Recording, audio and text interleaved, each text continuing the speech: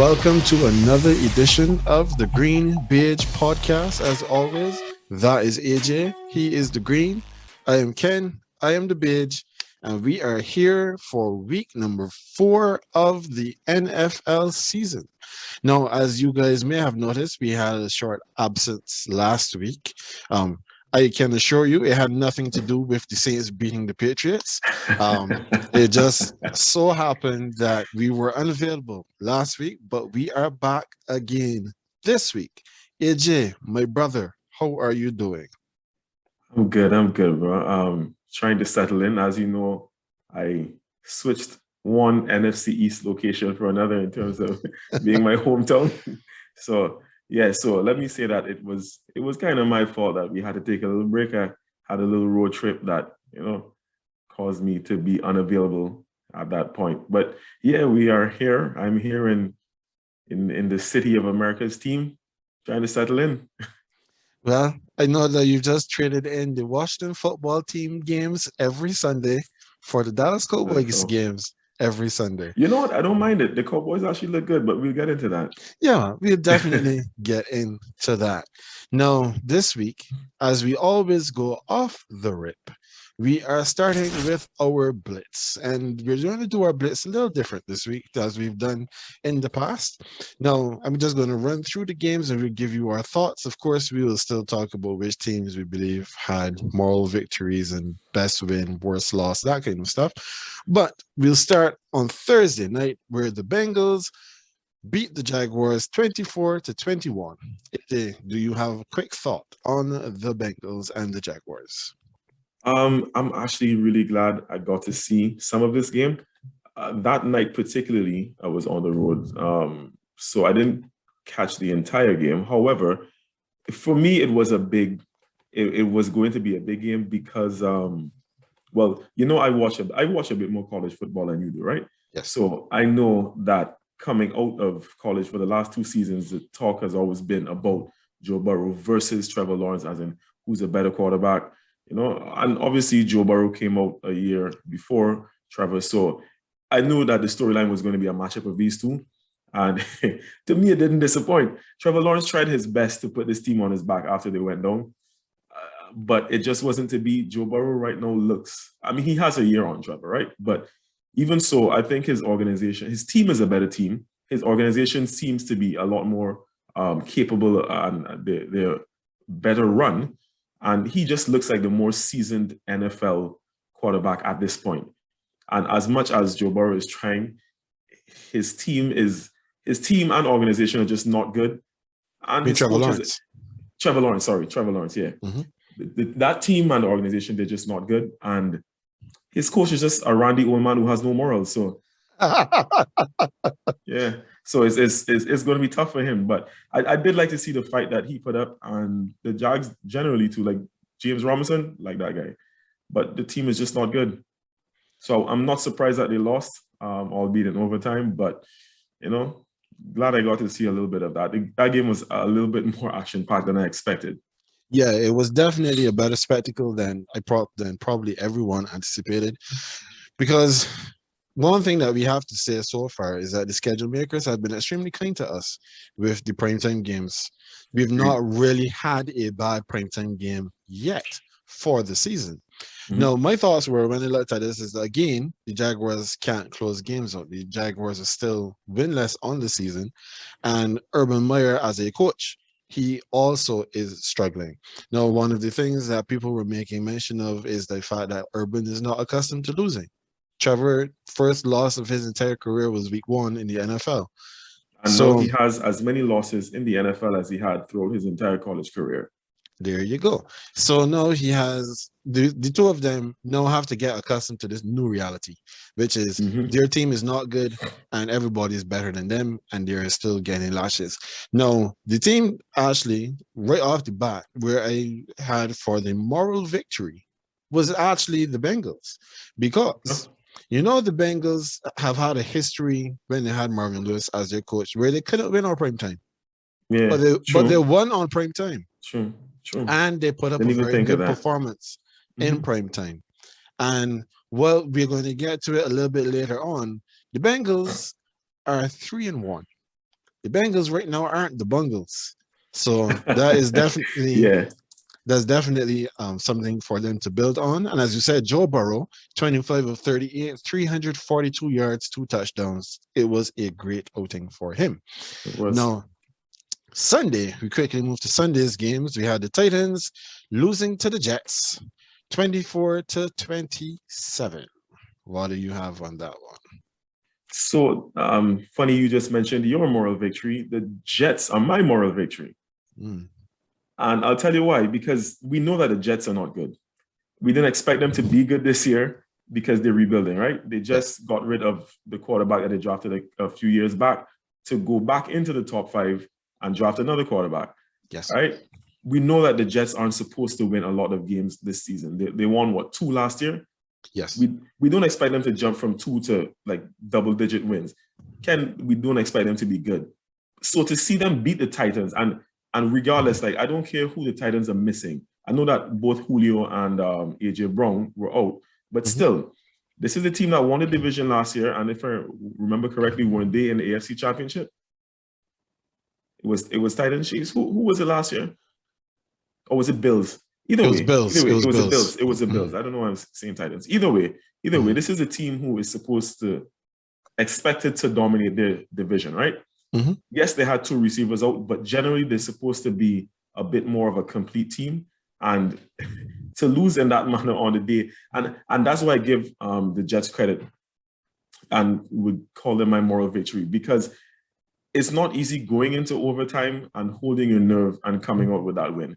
Like you would expect that because the Titans are the more experienced team, that they would have been able to, see it through. Like overtime would have been more generous to them than it was to the Jets, but that didn't happen. So I was actually really impressed by the manner of the win. So the Jets are my moral victory. Well, for everything that you just said, that is why I have the Tennessee Titans as my biggest losers of the weekend. Because, as you said, the Jets aren't good. I'm not going back through everything that you just said, but the fact still remains that the Titans, who have aspirations of being in the AFC Championship game or even in the Super Bowl, they needed to find a way to win probably the easiest game on their schedule, and they completely wet the bed. So I don't have to spend any longer on that. The Titans are my biggest losers of the weekend. Now, next up, we have the Lions. The Lions lost to the Bears 14-24. Your thoughts? I don't know what to say about the Lions anymore. Honestly, we've spoken about the Lions ad nauseum since this season started. Now, honestly, Ken, like we've given the Lions a lot of airtime. They look better under Dan Campbell. Both of us are a bit pleasantly surprised at that because he seemed like a freak from his opening interview, right? But the team actually seems like they're a bit more of a cohesive unit than they were in the last couple of seasons. But they just still can't equal wins. And it's the Lions. So, I mean, while we do give them credit for being better, it's still the Lions. They're still going to lose games. And the Bears ain't that good neither. But you would expect the Bears to win that game. Well, I mean, the one thing for me that came out of that game is that Justin Fields got his first win. And Detroit is still the Lions, as you just said. No, the one thing that we do have to watch coming out of that game, though, is the Montgomery knee injury. They say that he is currently looking at probably being out for 3 weeks. So that is definitely something we will keep an eye on. Next up was the Colts and the Dolphins. Now, the Colts won that game 27-17. Your thoughts? So here is where I go with my biggest winner. And I have them as the Colts. And the reason is because I feel like the Colts season was flying under the radar because of all the other storylines that we had, right? The Colts are 0-3, Ken. That is terrible given what they have invested in coming into this season, right? This is a team that's supposed to be playoff ready. They're supposed to be a good offensive team with pieces all over, a good defensive unit, and all they needed was a quarterback. They leveraged their immediate future on trying to resurrect the remains of Carson Wentz, right? And they were 0-3. Now, granted, their division isn't good because 2 of the other teams in the division are dumpster fire, and we just spoke about the Titans. So it's essentially the 2 of them. However, the Titans are the division champs, and they're the ones trying to play catch up, right? Mm-hmm. Now, it means that based on how things went last year, you would expect that they would be looking, based on how things went last year, they would be looking more for a wild card spot. Mm-hmm. And essentially, they were falling behind the other AFC teams because you have 3 teams in the North who are 3-1. So essentially, what I'm saying is there are other teams who have been doing better in terms of like just advancing in the wild card race, and the Colts were falling behind. They were 0-3, so they needed this win. They really needed this win. They could not fall into an 0-4 hole and essentially hope to get into the postseason from there. I don't think it would have happened. So while this is also some kind of small moral victory, essentially in terms of just putting a one under that W, they needed this. They really needed this. Okay. Well, my notes on this game were very, very short. The Colts still don't look very good. Wentz was okay with his 75% completion percentage, 228 yards and 2 touchdowns. However, the Dolphins look worse. So you had a bad team and a worse team. Worse. So lesser of evils. Yep. And we move on. Next up, the New York Giants. They beat the Saints in overtime 27-21. Your thoughts?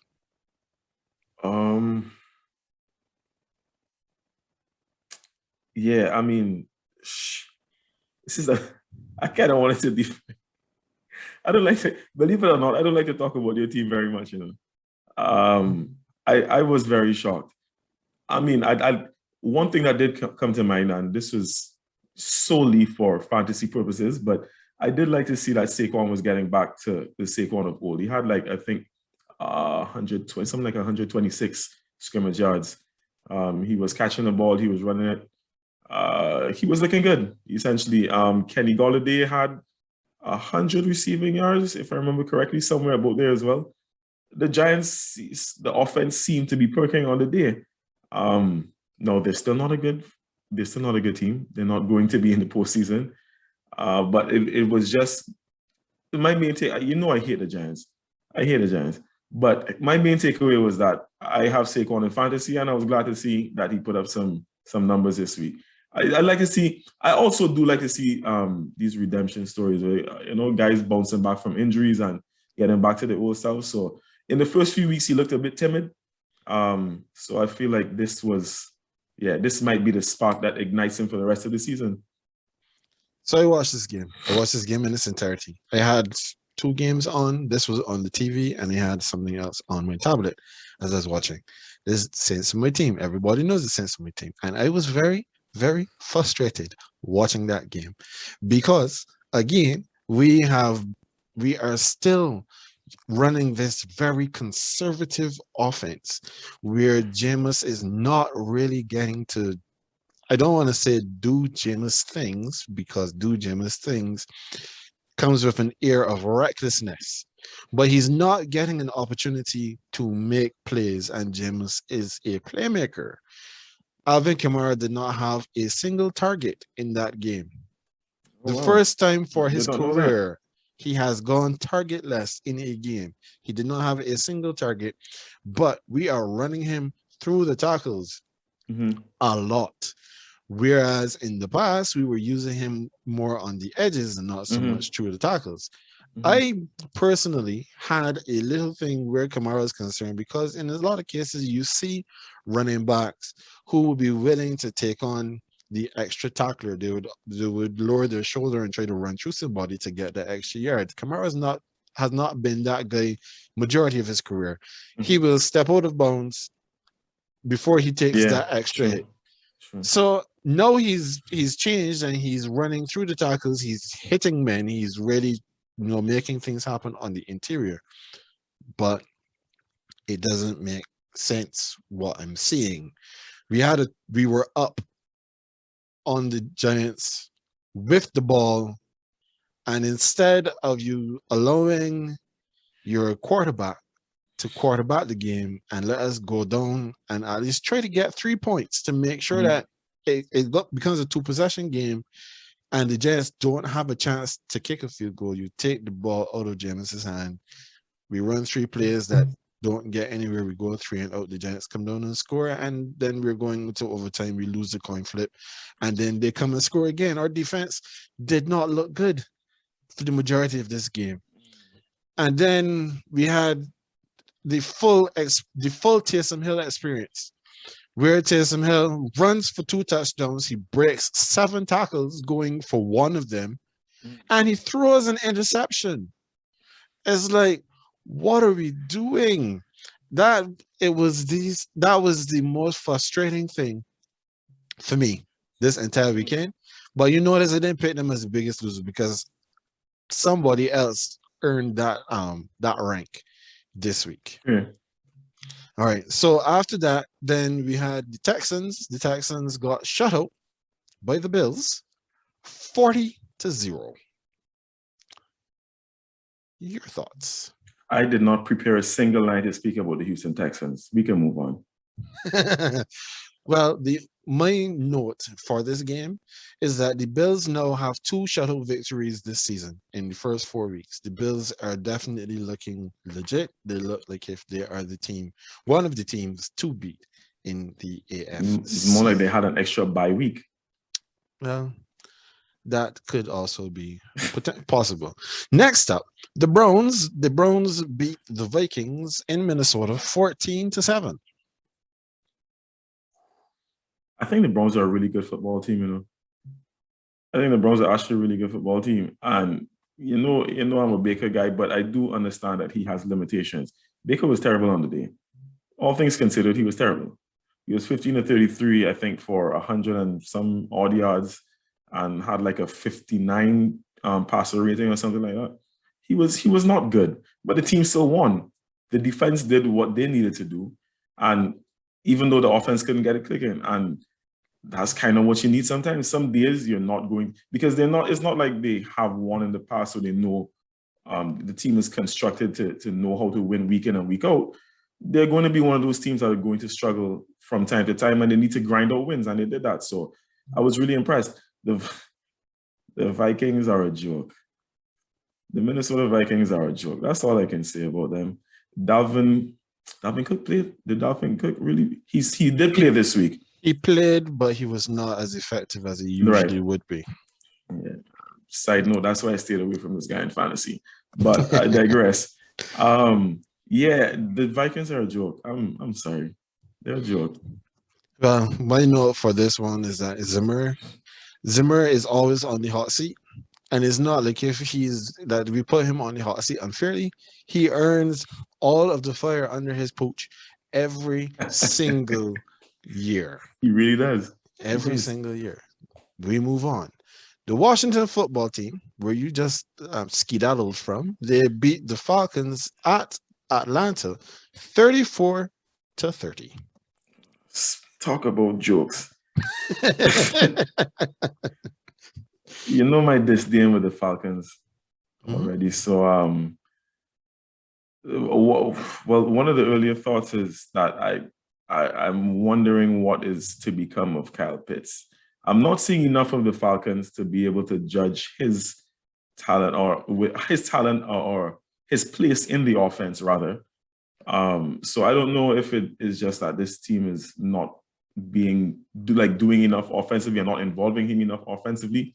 But again, I watched college ball. He's one of the players that I was admiring coming out of college. So it's kind of hard to see that he's not having the impact that I expected. Yeah, the Falcons are just a waste of time. But again, Washington continues to impress me, even though I don't think they will win their division. But Taylor Heineke, aka Heineken Man, I like what I'm seeing from him, though. Honestly, I'll give him his flowers. I like what I'm seeing from him. Boy has heart, if it's anything. I am glad that you have joined me on the Heineken train because I have been singing his praises since he played that playoff game last season. Now, the main thought I had where this game is concerned is that the Falcons are just like the Jaguars. The Falcons cannot figure out how to close a game out and end on the winning side. They were up, and then they were not, and then they they just lost. Now, one of the bigger issues that the Falcons have is their lack of running game. They have not been really able to effectively run the football in any of their first 4 matches this season. And when you have Matt Ryan throwing 42 passes, that is far too many, especially at this stage of his career. And he doesn't have it anymore, as far as I'm concerned. No, he doesn't. So yeah, that's the Falcons. And but of course they're in my division, so as long as they keep losing, I will be happy. No, the Chiefs and the Philadelphia Eagles, 42-30 in favor of the Chiefs. Your thought? I didn't really have much to say here, because I expected the Chiefs to win this game, even when it seemed like the Eagles were going to make a tight contest of it. I expected the Chiefs to do what needed to be done, but giving up 30 points to the Eagles is not good. I don't like it. Not from a team with Super Bowl aspirations. Jalen Hurts, and we were speaking about this in the chat. Jalen Hurts does not look good playing the quarterback position. And Ken, he had 387. Let me know. 387 yards against that Kansas City defense on a day when he did not look good. I don't like how it looks for Kansas City. I have nothing to say about the Eagles. You know what? I just realized that I feel like I'm getting into Cowboys mode mentally, though. I just dismissing almost all of the other teams in the division, That's fine, though. But the Eagles are what they are right now at dumpster fire, and I'll speak more about the Chiefs later, though. But I'm not surprised that they won. Well, the Chiefs are this week my most concerning or my least inspiring victors this week. Because as you said, the Chiefs defense right now is abysmal. I talked just now about how bad the Saints defense was against the Giants. But the Kansas City Chiefs defense, they can't stop the run. As you said, they gave up way too many points just now. I saw a tweet, I think it was from Mina Kimes. She had a GIF up where there was a sniper who was saying every time an opposing quarterback looks at Sorensen, the safety for the Chiefs, he's just out there like food now. So the Chiefs right now, they have some severe problems on the defensive side that they really need to figure out. The margins right now are too slim for Patrick Mahomes to be imprecise, and we saw that last week when they lost to the Chargers. The difference between the Chiefs' offense and the other teams in the division, when their defense is playing that, not just in the division but in the NFL, when their defense is playing that poorly, it is not great enough anymore that he can just be out here ad-libbing and throwing no-look passes and stuff like that. No, he has to knuckle down and play some serious, good, fundamental football and make sure that he puts his team in the correct position to win, because that defense is not doing it at all. All right, so that was them. And then next up, we have the Panthers and your new home team, the Cowboys. The Cowboys beating the Panthers 36-28. Yeah, man, again, I don't want to sound like a homer, but the Cowboys are legit. We laugh at the Cowboys year after year, but this is a really good team, Ken. This is a really good, and obviously I'm here now, so that was my local. That was what was playing locally for me, right? So I was able to catch a little bit of it. Listen, offensively, these men could run the ball. Mind you, Zeke had a couple low weeks, and even when he was not playing at his best, they had Tony Pollard step up. They can run the ball. Dak is back, and we know what Dak offers offensively, and they have a very good receiving core. Let's be honest. Even the tight ends could give it something, right? On the defensive side of the ball, you see Trayvon Diggs. Boy, well, first of all, he's been a better Diggs brother so far this season, right? Because I know what Stephon really doing for my fantasy money. But again, I digress. Can I put a lot into this man? There's a lot of faith into this man. He hasn't been repaying. But anyhow, I think Trayvon Diggs has I forgot to check that stat. He has either 3 or 4 picks for it. Could be like a pick every game. There we go. One of them, Jalen Hurts made it so easy for him. in that primetime game, but he is playing remarkably, and Micah Parsons as well. I swear this man can do everything. Generally, the defense looks good, and mind you, this is with DeMarcus Lawrence out. They still have players to come back. I think the division is a lock. And they might even, I ain't going as far as sensationalizing and saying that they're a Super Bowl contender. Make sure no Cowboys fans are me. Yeah. I'm not going as far as saying that, but I do think that they could at least win a postseason game, even if it's one. Just on the makeup of this team. And sorry, I must add that, yeah, defensively, what's his name is Dan Quinn. That he has them looking really good defense, like just as a unit. Outside of the individual talent, as a unit, they look really good defensively compared to last season. All right. Well, I mean, you waxed so poetically on the Cowboys. I don't have much to add on that. I just had that the Panthers were the number one defense coming into this game, and the Cowboys definitely put on a show on the supposed number one defense in the league. I know that number is definitely padded because my offense did not show up against them in week 2, it was. So, yeah, right now, the Cowboys are definitely looking pretty good. Now, the Seahawks, they went into the San Francisco area and beat the 49ers 28-21. This is another discussion that we were having. So the very first thought, right after the game ended, it was like, I was wondering if this is really the end for Jimmy G.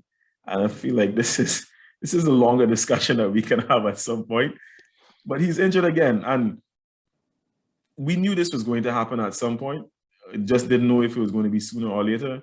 And Trey Lance was in. So now the discussions have begun as to whether or not he's played his last game as a starting quarterback for this team, Jimmy G, that is. That remains to be seen. With regards to the Seahawks aren't very good either, you know. And you remember I said this before. This was my pick for the team that I don't think would be as good as last season. The Seahawks aren't very good. I just had to write something on them today. And the Seahawks have the worst defense. Like in total, they've given up the most points in the league so far. They're not very good at stopping the run. They're not very good in the secondary, in the air.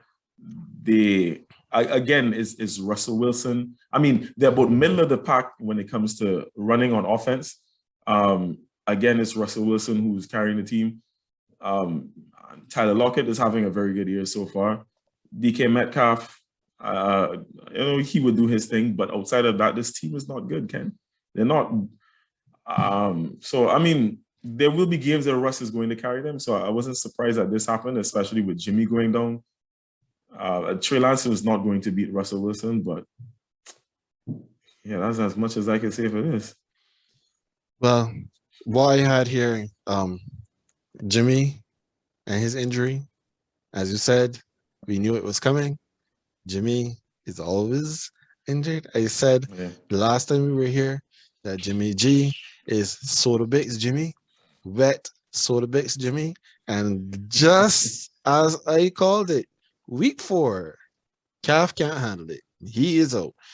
So he is. Well, they said that they're evaluating him, and there is a possibility that he may actually play this week coming. We'll see. Lance went 9 of 18 for 157 yards and 2 touchdowns. And, of course, a lot of that was helped out by one Deebo Samuel, who was literally beasting in this game. And he helped me pull out a fantasy win. So I am appreciative whenever I can find the guy that is a favorite wide receiver for a quarterback. And that was Deebo this week. Now, the next game was one of the marquee games of the weekend. Cardinals at Rams. Cardinals 37-20 over the Rams. And what do you have to say for this one? Yeah, this one was a shocker, right?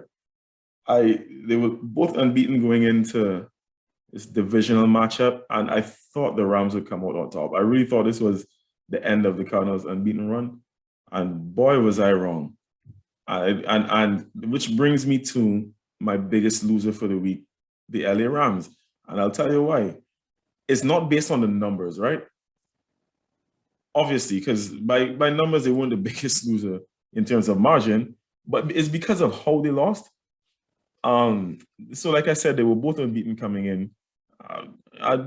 Division games tend to be a little more of an uptight kind of affair, right?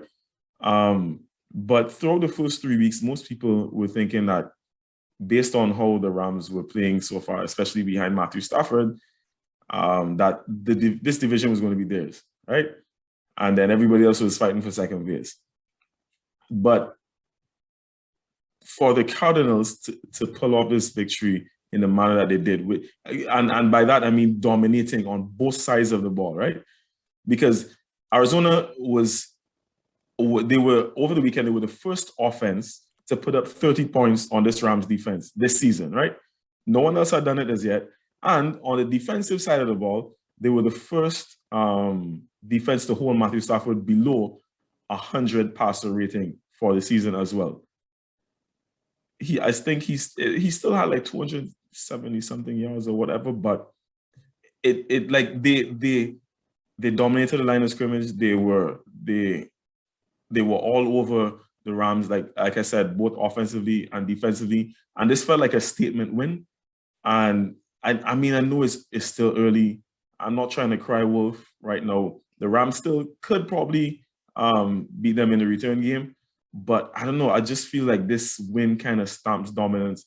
This was a game to stamp your dominance on the division. And the Rams couldn't do it. Like I said, they were dominating. And that's why, for me, they're the biggest losers this week. So it feels as if you have been peeping at my prep notes for some of these things, because everything that you just said, it's kind of what I had too, because I had it going the opposite direction though. I said that the Cardinals were the biggest winners of the weekend because nobody expected the Cardinals to be good. Or at least not to be Not this good. Not this good. Not this good. We expected that with everything happening and everybody coming back and everybody fit, the Cardinals were still going to be fourth in this division. We thought that the 49ers would have been good for maybe second or third. The Seahawks may or may not have been good enough to sneak in at second, but definitely no lower than third. But that the Rams were going to be the creme de la creme of the NFC West. It clearly is completely different because now the Cardinals are the only unbeaten team left in the NFL. And the entire league. And that defense, who do you block up front? You can't double team Chandler Jones if you have JJ Watt on the other side or on the interior. So no, it is causing all kinds of problems. Their secondary has been playing a lot better than we anticipated. We have to give it to the Cardinals. The Cardinals are actually legit for this season. Yep, seems so.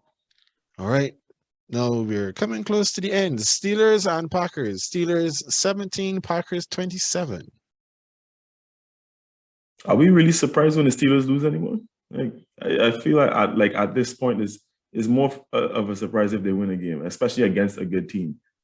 The Steelers don't have a quarterback, Ken. They don't have a quarterback. That was my first thought coming out of this game. Again, this is not a game I was privy to. I didn't look at this because at the point in time when that was going on, I wasn't looking at red zone. So I didn't see much of the highlights. So I'm just going based on stats. And a couple clips I would have seen afterwards. The Steelers do not have a quarterback. On the center, they don't have one on the bench neither. And they played Aaron Rodgers. A rematch of that Super Bowl, it was like 10 years ago. Yeah, same outcome. Well, I had that the Steelers are in serious trouble. And I remember when I had them picked at the beginning of the season to be the third team coming out of that division. Clearly, I didn't know what I was talking about. Right now, Ben is abysmal. He had a 5.8 yards per attempt in this game. So, yeah. And the Packers, they have gotten their act together after getting smoked in week 1. So yeah, we can move on. Ravens 23, Broncos 7. So I know Teddy went down in this game. I do not know how early it was. I was kind of, I guess that changed the entire outlook of the game for me, because the Broncos, coming into this game, have one of the best defenses in the league. So I thought it was going to be a bit of a rough day for Lamar. Mind you, still started him in one of my fantasy leagues. You can't bench that guy. But I was kind of surprised at the outcome that they were only able to put up 7 points, even with Drew Lock. I know Drew Lock ain't all that good, but still, that was kind of my main takeaway. Like how bad the team looked with Teddy Bridgewater not there. I mean, they still had been surviving without Jerry Jeudy, but I never thought that Teddy Bridgewater would be so important to a team. Well, it's interesting that, as you may have mentioned, that Teddy did go down with the concussion. And right now he's still in the protocol, so we have to watch that and see what happens. KJ Hamler last week tore his... KJ Hamler is another one that was... His Achilles or he tore a ligament. I don't remember exactly where the ligament is, but he's done for the year. But my biggest takeaway from this game was that Lamar was doing it as a passer. He wasn't doing it as a runner. Lamar Jackson in this game, he stood in the pocket. He was throwing the ball all over the field, and he did a pretty good job. This was the first truly competitive game, or at least a better quality opponent for the Broncos. They came up short. So that is something that we definitely have to keep an eye on. And of course, there was a little controversy at the end of the game, but we will, I will address that a little bit later on in today's show. Gotcha. All right. So for Sunday Night Football, we had your Florida team against your Boston team. I so want the Patriots to be good so all of you Moonlighters can get out of my division. Anyhow, the Buccaneers, they beat the Patriots 19-17. I had a lot to say about this game because I don't like how we looked. And it's the same thing I've been bemoaning for probably as long as we've known each other. Like, I'm not sure. And I said this in a chat, and I then told you, what, maybe I shouldn't have made that statement, because some of the vultures were taking it to mean that, about Bill Belichick and the Cam Newton situation and whatnot. I think it goes way beyond that. What I said is that I don't feel like Bill Belichick knows how to organize an offense without Tom Brady. And that it goes beyond just Cam. I've been lamenting for seasons now his draft choices. N'Keal Harry ain't work out. I feel like there's some other bum that we drafted who didn't work out. Like, the name eludes me at this point. Sony Michel was good for about a year, no longer with the team. To quote what you said earlier, what are we doing? What are we doing? And something I said in the group, right? I actually heard echoed by a professional in the media today, and he was saying this team does not have playmakers. That's the same thing I said. We don't have playmakers. We have guys filling these roster positions. So we have some tight ends in the 53-man team. We have some wide receivers. We have a receiving core and whatnot, but we don't have, these guys are not playmakers. They're not. And we have, mind you, Mac Jones hasn't looked bad, but at this point, he's basically managing games. Like, he's not a game winner. He's not that at this point. Mm-hmm. He's not necessarily the primary play caller. He's not at that level, and he doesn't have the help around him to make the offense look good. And we just don't look good. We don't. We're the only team. We are the only team that couldn't put at least 20 points past the Bucs.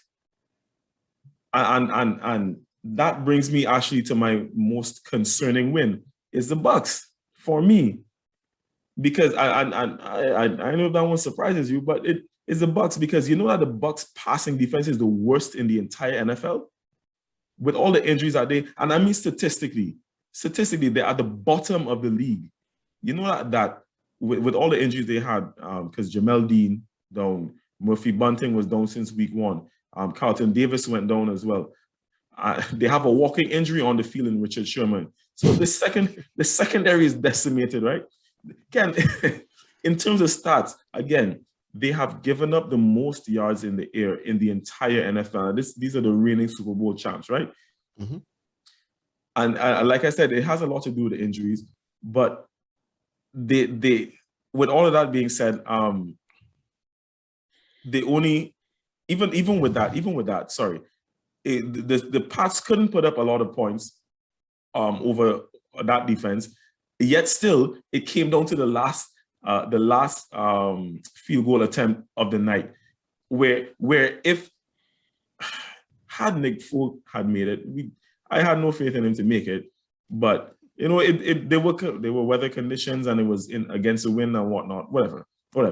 But we're talking about being one field goal away from losing to the Pats, who are not good. This is a concern for me, because again, I mentioned earlier about teams who will need to eke out wins when they're not that consistent. But the Bucks are not that team. They're the reigning Super Bowl champs. They're looking to this year win the division and go back and repeat as champions. And the team is not the. I don't like them. A 1917 win over the Patriots. It doesn't look good. Doesn't look good. They were my second options for my least inspiring victory as well. For the same reasons that you just said, the Patriots were, I guess you could say, 6 inches away from winning that game. And their secondary is absolutely decimated. Yep. If my Saints could get their act together, we would be favorites for the division. Mm-hmm. But my offense does not look good either. And right now, I'm just waiting to see what happens as the season progresses. We are going to get healthier on offense, but their defense, they continue to leak people in the secondary. One good thing that came out from it, I guess, depending on your perspective, and especially the disciples of Brady and the TB12 method, will be celebrating that Brady was the 4th quarterback to have notched a victory over all 32 franchises in the NFL. So congratulations to him. That was homecoming number 2 for this week, with Andy Reid being the first one. So that was great for them. And then last night, to finish up our blitz, the Monday Night Football game was Raiders versus the Chargers. What do you have on this game? Ooh, boy, I'll probably mention a bit more about the Chargers later, but it was all about the Chargers for me though. We both picked them to win this game. The manner in which it happened, again, stomping all over the Raiders to an early lead, because they scored on the first drive, if I'm not mistaken, right? The very first drive of the game, right? And it was like 21-0 at the half, and then Raiders came back out, got themselves back into the game. But the Chargers are actually a really good football team, though. They're actually a really good football team. And again, like I said, I will speak about that later. I didn't have much to say about the Raiders generally. I think Derek Carr didn't have the best night. I still think he's a really good quarterback, but he didn't have the best night, and that has a lot to do with the Chargers defense. Because to be very fair, and remember you commented in the chat saying that the game was not good. It was a defensive masterclass early on, and then as it went on, the offenses started to open up and do a bit more. But it was a good game to end the week, though. No, you have to understand, when they said that the game was not good, I was complaining specifically from a fantasy perspective, because I was Mike watching Williams, that game, and I needed some stuff from Mike Williams, and I needed some stuff from Derek Carr, and I was getting nothing from either. I was very, very frustrated watching that game. But as you said, from the neutral standpoint, it was actually a very good game because defensively, both teams were playing very well. The Chargers defense is legit. Their quarterback is legit. Their wide receiving core is deeper than I anticipated.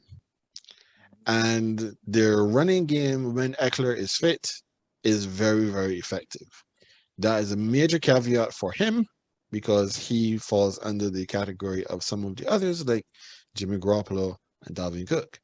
It's not a matter of if, it's a matter of when he goes down with some sort of injury. Sure. But I have been very critical of John Gruden, and I didn't see anything in that game in terms of a game plan or anything of that sort to say, well, maybe the players let him down. Gruden didn't put them in the best position, I believe, for them to succeed. So that is all I had where the Raiders are concerned, and that brings us to the end of the Blitz. Now, AJ, in lieu of this week's Who Do You Trust, we're just going to take a quick look at the quarter. This is just around a quarter of the season for everybody. Everybody's played the first 4 games in the first 4 weeks. So who's your pick right now for the strongest division in the NFL? The NFC West. That division is exactly what we expected it to be. 4 teams, all of whom are good enough to make the playoffs, and on their day can be a very formidable opponent. And it hasn't disappointed so far. Like the team sitting at the bottom of the division is still at 500. The Cardinals are unbeaten. They seemingly have a vice grip on the division. The Rams are still there, but obviously the division is still close, to be very honest. So to me, they're the strongest as expected. So my strongest division is also West, but it's actually AFC West. Yes, we do have concerns about the Broncos. They just, they didn't look very good playing against their best opponent so far. The Raiders, they just lost a divisional game to the Chargers. However, the Chargers, the Broncos, the Raiders, they're all 3-1. The Chiefs, who everyone believes is the best team in the division, is sitting at the bottom at 2-2. And yes, while we do have concerns about their defense, we cannot control their offense.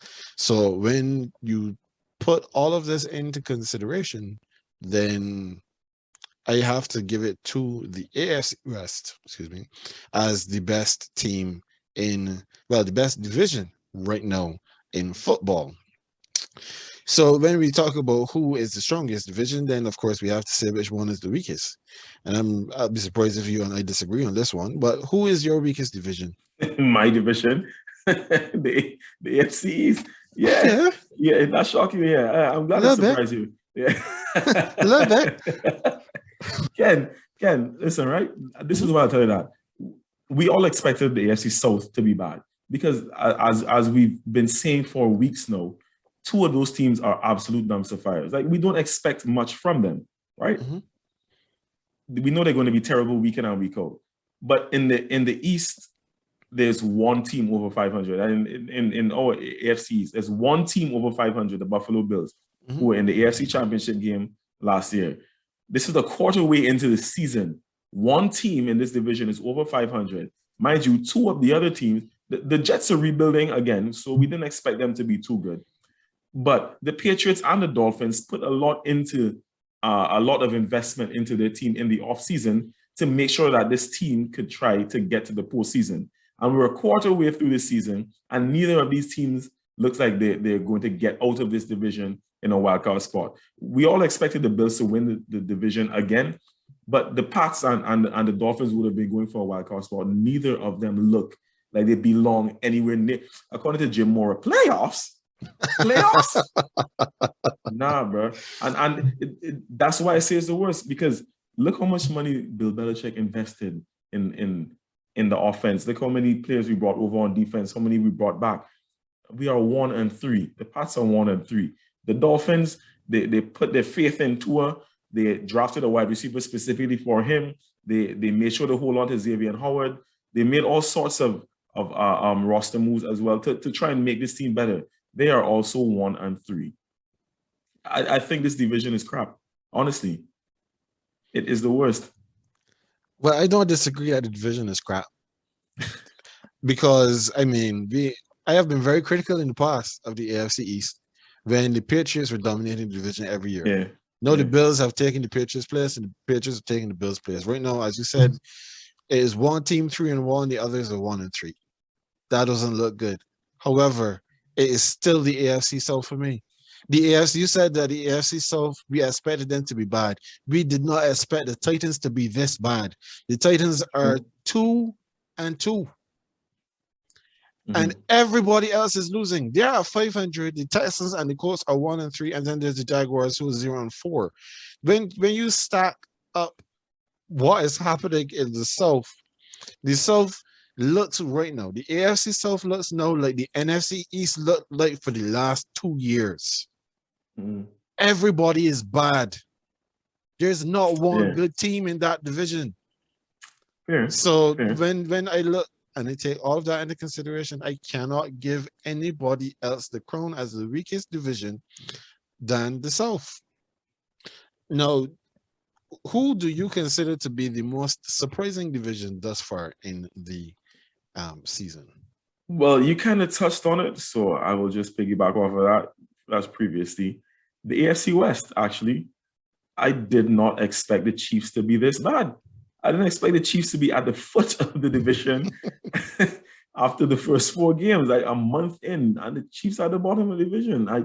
Mind you, I still think, like, when you have the best quarterback, you have the best chance of winning a division, right? They have the best quarterback in the division. Arguably, they're the best quarterback in the league, but most talented at least. But so I still expect them to win the division. The division. However, I didn't expect them to be this bad at this point. And the Raiders and Broncos are actually a lot better than I expected as well. Definitely, I didn't expect Teddy Bridgewater going to the Broncos would give them such a lift offensively. The Raiders, I didn't know what to mean. I think I did have the Raiders like third in the division at about somewhere about 500 again. Mind you, that's still possible because we know they're very capable of going on losing runs. So that's still very possible. But at this point, I didn't actually expect them to look decent. And the Chargers now, Ken, you know Justin Herbert is my guy. Yes. I've invested a lot in him in fantasy. Like, he is the one quarterback I was looking for in basically all of my leagues in fantasy, right? I have so much faith in this guy. But still, and you mentioned it before, this Chargers defense is really good. Derwin James is playing really well. And another name, I cannot remember, the name may come to me afterwards, but the defense looks really good. Offensively, Justin Herbert is getting all of his receiving core into the game. I mean, as you said, Eckler was always good, but it's just a matter of him dealing with injuries. But again, the receiving core, Keenan Allen, you would think is the number one, but Mike Williams has become one of Herbert's favorite targets. Even Jared Cook looks a bit renewed, and I think they're well coached. Brandon Staley is generally doing a very good job, and he trusts Justin Herbert, and Justin Herbert is repaying his faith. I think so far this season they have gone for it the most on 4th downs, and I don't think they failed at any point in time. They've gone every 4th down that they went on, and each time Staley has put the ball in the hands of Justin Herbert, and he has delivered. I didn't expect the Chargers to be this good. And I didn't expect the Chiefs to be at the bottom of this division. So that is the biggest surprise to me. So the biggest surprise for me is actually the NFC East. I expected the NFC East to be poor again this season. I expected them to finish the season, the regular season, with no team better than 8-9. I expected them to have a losing record again. However, what I've seen so far from the Cowboys is very impressive. Well, the defense has been there or thereabouts in the main. Well, they do have a star cornerback who's been picking off a ball every game. And Michael Parsons, as you said, has been doing a lot. I still don't fully trust their defense, but I do trust their offense. And their offense is playing very good. As Ryan Clark said last night, well, Monday night on Sports Center, the Cowboys are good enough to overcome the worst coach that they have on their sidelines, which is their head coach, Mike McCarthy. So Oh yeah. they've been looking good. Their offense has been as good as advertised. The Washington football team is much improved. Taylor Heineke has them playing at a very high level. Their defense, especially the defensive line, is where majority of their money has gone, and they've been doing a very good job. Then when you then move to the Giants just beat the Saints in the Superdome. The first time we've been home since the hurricane, first time we've been home for the entire season. You would have thought that the Saints would have been able to take care of business, but the Giants hung around. And then, as you said, a seemingly rejuvenated Saquon Barkley finished the game off. Then you're the Eagles. I'm not wasting breath on the Eagles, but when you look at the other three teams in that division, they are a lot better than we expected they would have been. Yeah. So, who's your biggest surprise as a team? Which team has been the biggest positive for you? Right now, I'd have to say it's the Cardinals because again, I thought the Cardinals would be the team that would be struggling a bit in this division, right?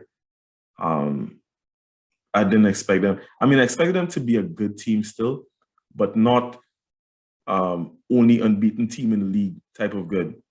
After a full month in, like Kyler Murray is playing at an MVP level right now. They actually are making AJ Green look like not like the AJ Green of old at the Bengals, but like he's actually useful again. D Hop is D Hop. One of the biggest surprises for me is Chase Edmonds.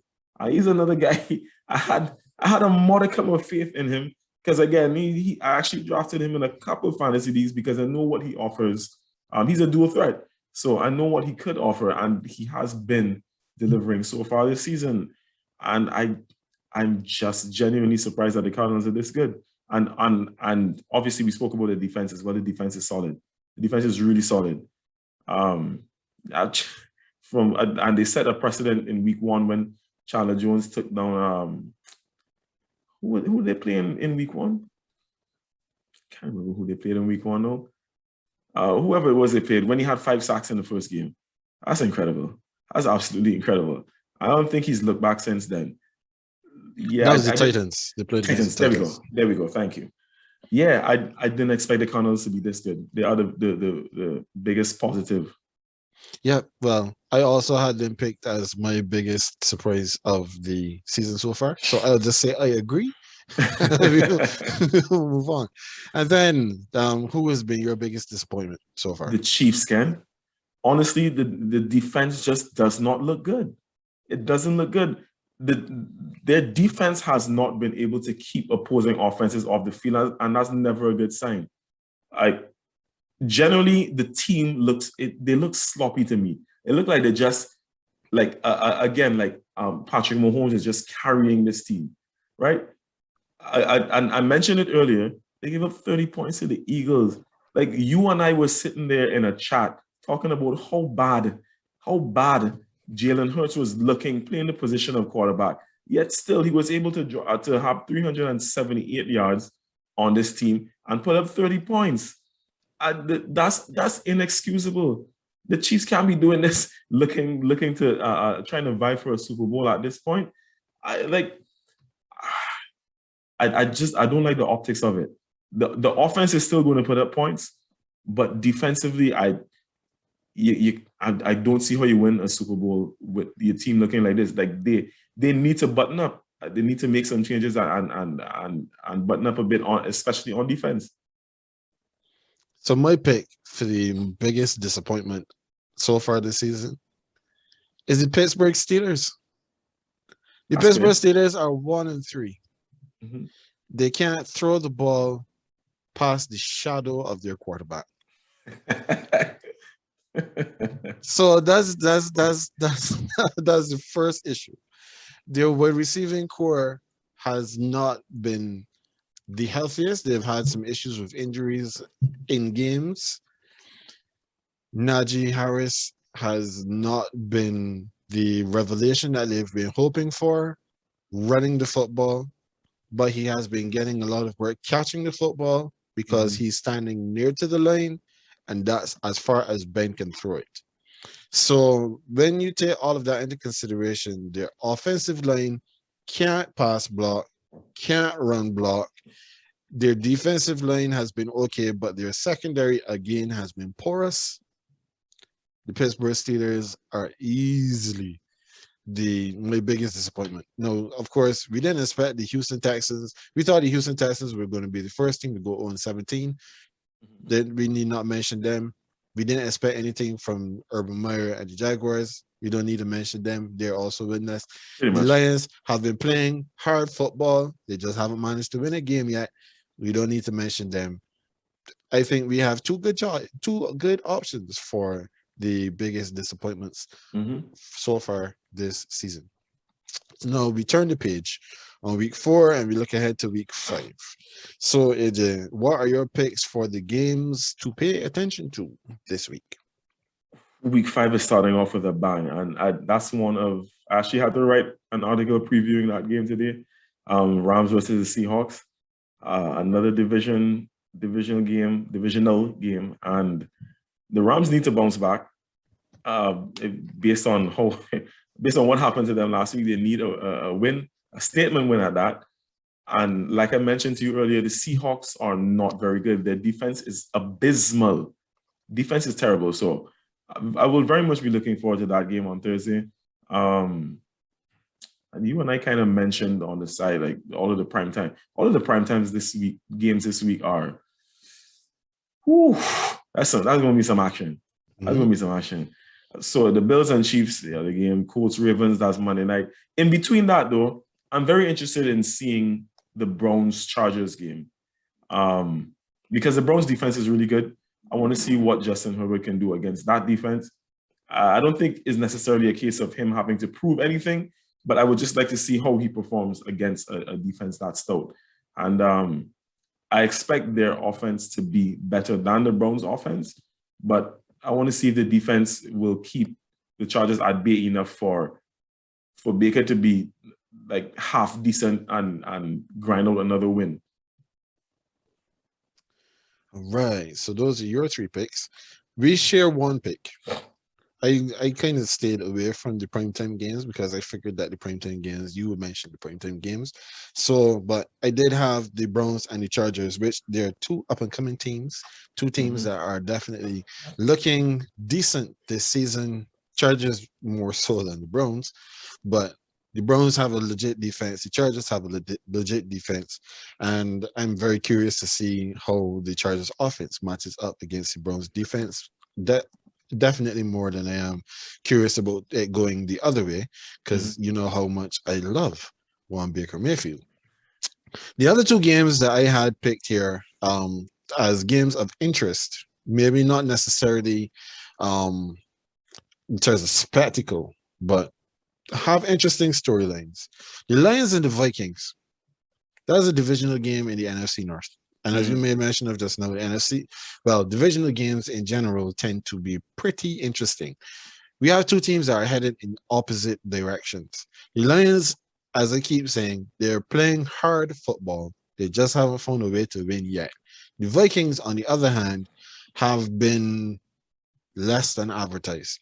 And as a result, I believe that this is where the Lions could get their first win of the season and continuing to turn the heat up under one Mike Zimmer.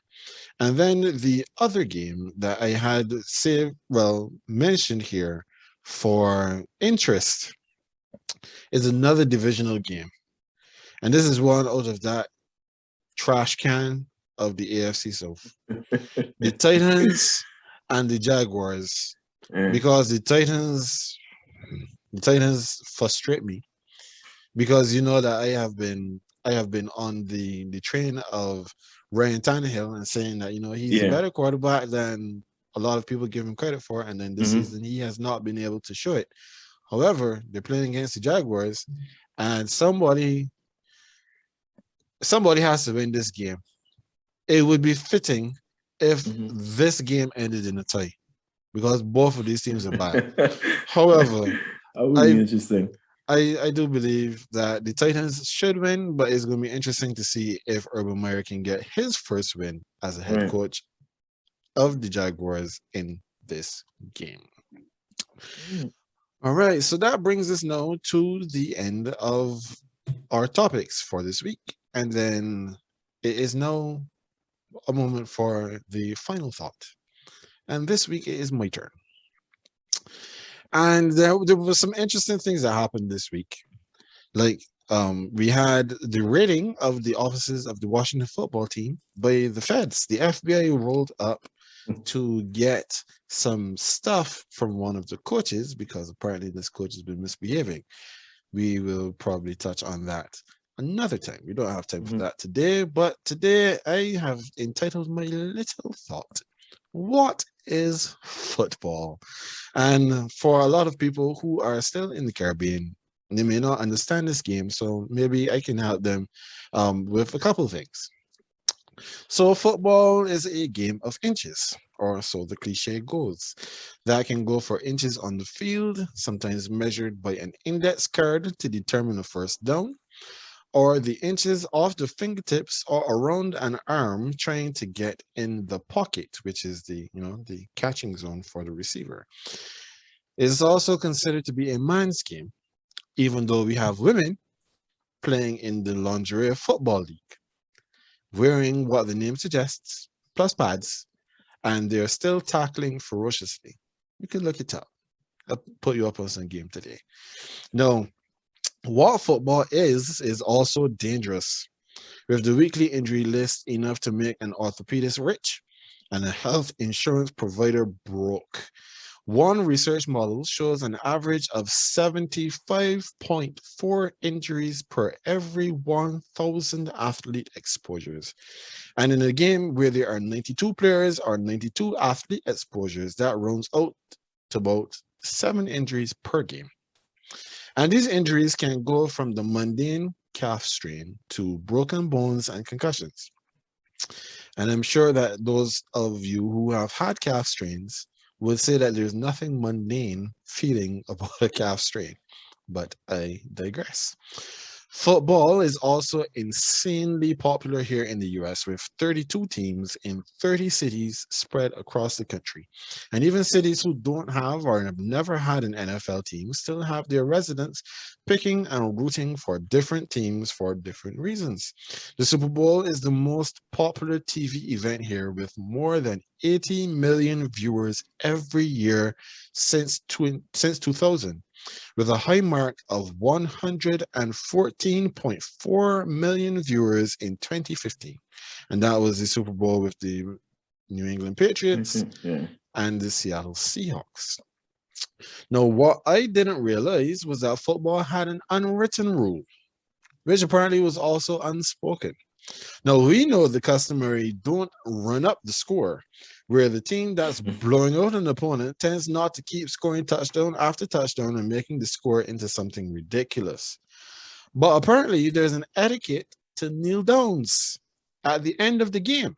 That is, if you're winning, you take a knee, we shake hands, and go home. But Baltimore eschewed this great tradition of tacking negative yardage onto your rushing totals. No, they had a streak that they wanted to continue. Now, coming into this game, the Baltimore Ravens, they sat at 42 consecutive games with 100 rushing yards as a team. And when they caught the final interception, they were sitting at 97. If they took the knee with 3 seconds left on the clock, they would fall to 95 or 96. And instead of taking a knee, Lamar Jackson scampered for a 5-yard gain causing much angst from the Denver Broncos players and coaching staff. Vic Fangio, head coach of the Broncos, said, and I quote, "Yeah, I thought it was kind of bullshit, but I expected it from them. 37 years in pro ball, I've never seen anything like that. But it was to be expected, and we expected it. Because I just know how they operate. That's just their mode of operation there. Player safety is secondary." Okay, coach. You knew they were going to do it, but you still couldn't stop it? If they're holding up a billboard that says, "We're running the football," I think you do what you could to stop them, no? Yeah. After all, what's the point of putting the defense on the field if not to stop the opponent? But that's not the worst part. Now we're saying that player safety is secondary. Well, before I comment, I'll let Jim Harbaugh respond. Throwing the ball in the end zone, 10 seconds left. I don't know that there's a 16-point touchdown that's going to be possible right there. So that didn't have anything to do with winning the game. So to recap, Fangio is calling out the Ravens and talking about player safety. But he's taking 3 timeouts after 37 seconds left in regulation, down 16 points. Taking a shot into the end zone with no realistic time to make up the deficit. But you're upset that the team ran the ball. If we're talking player safety, you would probably have just taken a knee and let the game end because there was no way that you were going to win it. But while we are going to criticize the team who ran the football on the last play of the game to keep their streak alive, we always say, oh, the other team, the team that is losing, they're just trying to build momentum for the next week, as if anything that happens this week is going to matter really next week. This is a simple attempt at deflection and distraction because the Broncos came up short and you couldn't do anything about it. Let's hope next week brings back more joy and less whining for Coach Fangio. Well said. Well said. I have nothing more to add, obviously. Well said. I agree. Deflection at its finest. Yeah, that's it. Yep. So that brings us to the end of another GreenBaje podcast. As always, that is AJ. He is the Green. I am Ken. I am the Beige. And we will see you next time.